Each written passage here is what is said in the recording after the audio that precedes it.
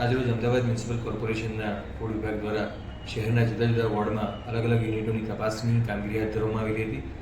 તેમાં બહેરામપુરા વોર્ડમાં જે એશિયન બેકરીના નામે એક બેકરીનું યુનિટ ચાલતું હતું, જે યુનિટ લાયસન્સ વિના ચાલતું હતું અને જે પ્રોડક્ટ્સ તૈયાર કરવામાં આવતી હતી એમાં ખોટા લાયસન્સ નંબરનો ઉપયોગ કરવામાં આવતો હતો. તેમજ સદર જગ્યાએ ખૂબ જ અનહાઇજેનિક કન્ડિશન જોવા મળેલી હતી. તેથી સદર યુનિટને આરોગ્યના કારણોસર આજરોજ સીલ કરવામાં આવ્યું છે. તેમજ તેમાં જે તૈયાર જથ્થો હતો, જે માવાનો, જે મેંદાનો અને જે બ્રેડ્સ તૈયાર કરેલી હતી, તેને ડિસ્ટ્રોય કરવામાં આવી છે સ્થળ પર. વધુમાં જે રો મટીરિયલ પડ્યું હતું, એટલે અંદાજિત 2 લાખ રૂપિયા જેટલો જથ્થો જે હતો એને સીઝ કરવામાં આવ્યો છે અને યુનિટ સીલ કરવામાં આવ્યો છે. અમદાવાદ મ્યુનિસિપલ કોર્પોરેશન અને રાજ્ય સરકાર દ્વારા જે એનાલોગ પનીરનો ઉપયોગ પર પ્રતિબંધ કરવામાં આવ્યો છે, તે અંતર્ગત ડ્રાઈવ સતત ચાલુ છે. તે અંતર્ગત જે અગાઉ સેમ્પલ લેવામાં આવેલા હતા તે પૈકી 3 યુનિટોમાં એનાલોગનો ઉપયોગ થતો હોવાનું જણાયેલ અને સેમ્પલના રિઝલ્ટ આવતા 3 યુનિટોને સીલ કરવામાં આવ્યા છે.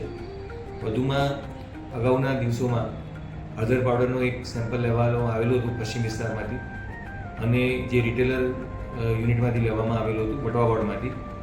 તેમાં જે હળદર પાવડર હતું તેમાં સ્ટાર્ચનું પ્રમાણ 92% જેટલું મળી આવતા અમદાવાદ ખાતેના જે રિપેકર યુનિટ છે તેની તપાસ કરવામાં આવેલી. કુબેરનગર ખાતે આવેલું હતું આ યુનિટ, તેને પણ સીલ કરવાની કાર્યવાહી આજરોજ કરવામાં આવી છે અને તેમાં 548 કિલો જથ્થો સીઝ કરવામાં આવ્યો છે.